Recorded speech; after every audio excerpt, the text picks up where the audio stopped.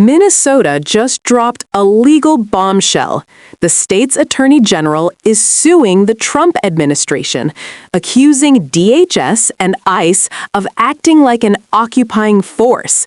Illegal arrests, racial profiling, schools locked down, businesses shut, and a mother dead.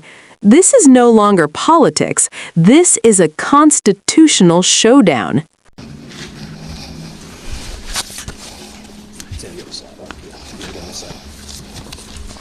You good? You good? Let me welcome all the ladies and gentlemen of the press. Thank you all for being here today. My name is Keith Ellison. I'm the Attorney General for the state of Minnesota, and I'm so honored to be joined and in partnership with the city of Minneapolis under the leadership of my friend Jacob Frey, and the city of St. Paul under the leadership of Mayor Herr, who is also a dear friend of many years. We've come together, and we're here to announce a lawsuit we're filing against the United States Department of Homeland Security to end the unlawful, unprecedented surge of the federal law enforcement agents into Minnesota. Because this has to stop. It just has to stop. We allege that the obvious targeting of Minnesota for our diversity, for our democracy, and our differences of opinion with the federal government is a violation of the Constitution and of federal law. We allege that the surge's reckless impact on our schools, on our local law enforcement, is a violation of the 10th Amendment and the sovereign laws and powers of the Constitution grants to states.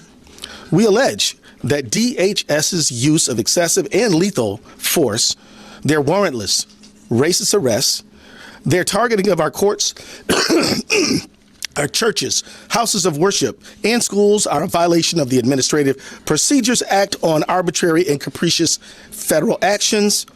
And we ask that the courts will end the surge of thousands of DHS agents into Minnesota. We ask the courts to end the DHS unlawful behavior in our state, the intimidation, the threats, the violence. We ask the courts to end the tactics on our places of worship, our schools, our courts, our marketplaces, our hospitals, and even funeral homes.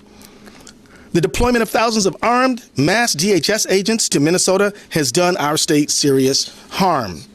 This is, in essence, a federal invasion of the Twin Cities and Minnesota, and it must stop. DHS agents have sown chaos and terror across the metropolitan area and in cities across the state of Minnesota. Schools have gone onto lockdown.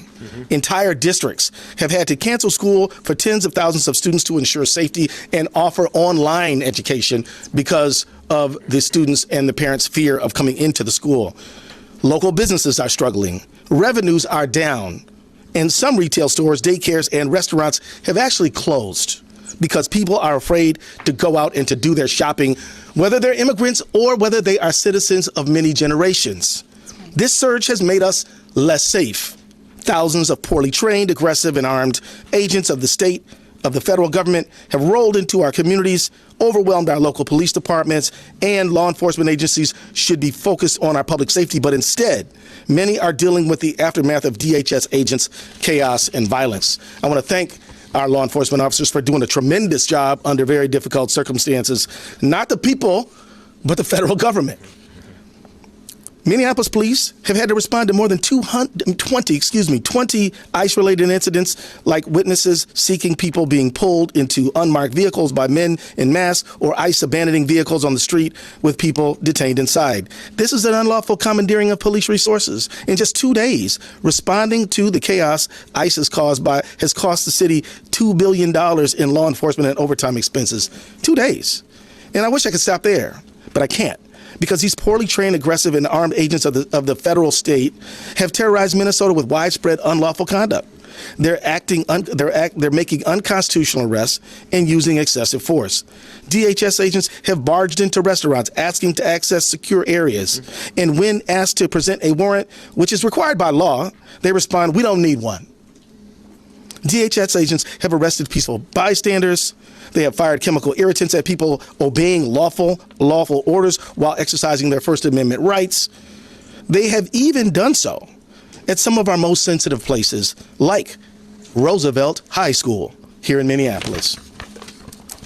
They have detained law-abiding citizens, leaving them handcuffed for hours, just because of the color of their skin, or what they're wearing, or they speak English with an accent.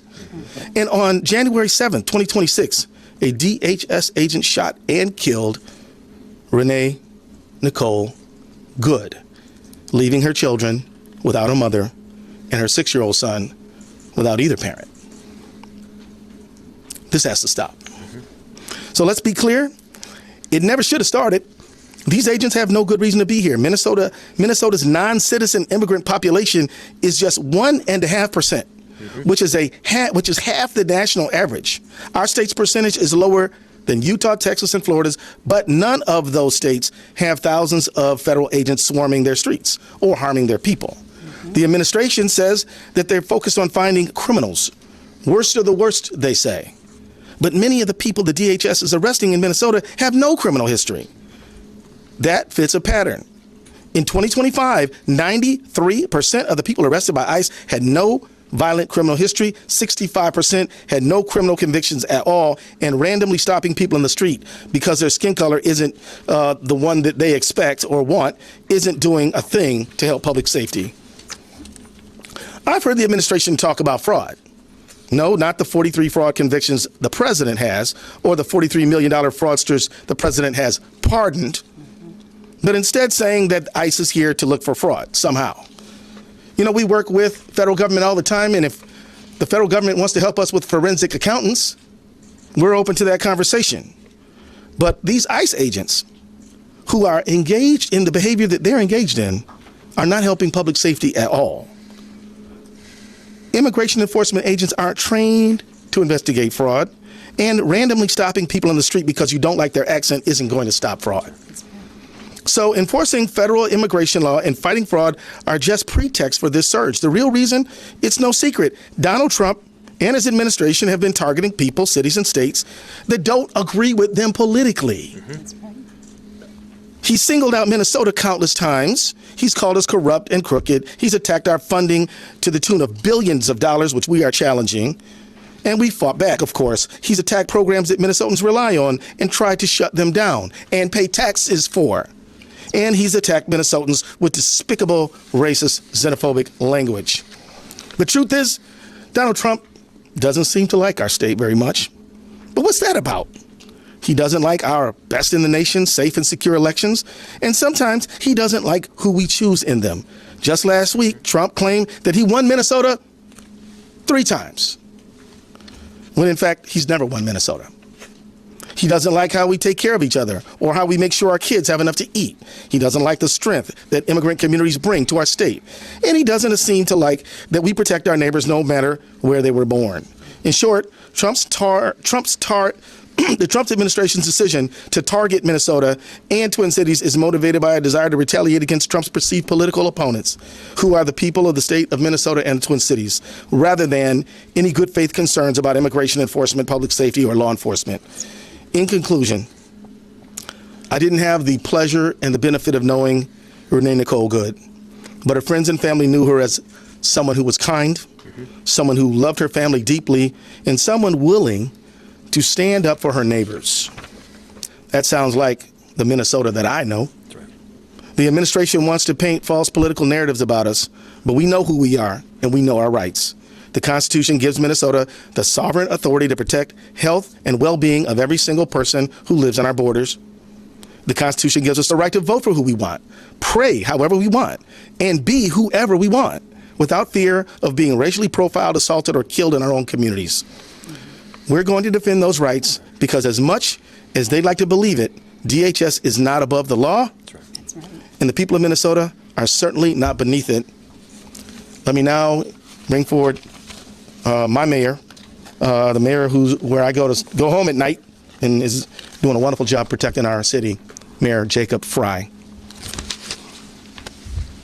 This is one of the most explosive state-federal confrontations we've seen yet. Minnesota Attorney General Keith Ellison isn't mincing words. He's calling the DHS surge what it looks like: unlawful, unconstitutional, and retaliatory.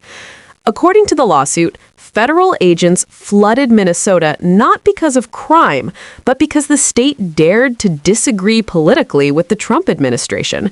The allegations are staggering. Warrantless arrests, racial profiling, chemical agents used near schools, people pulled into unmarked vehicles, churches, courts, hospitals, even funerals targeted. Local police resources hijacked, and the killing of Renee Nicole Good, a mother shot by a DHS agent. Ellison's message is clear. DHS is not above the law, and Minnesota refuses to be treated like a testing ground for authoritarian policing. What makes this moment so dangerous is the precedent. If a federal agency can override state sovereignty, ignore the Constitution, and terrorize communities without consequence, no state is safe, red or blue. This lawsuit isn't just about Minnesota, it's about whether federal power has limits at all.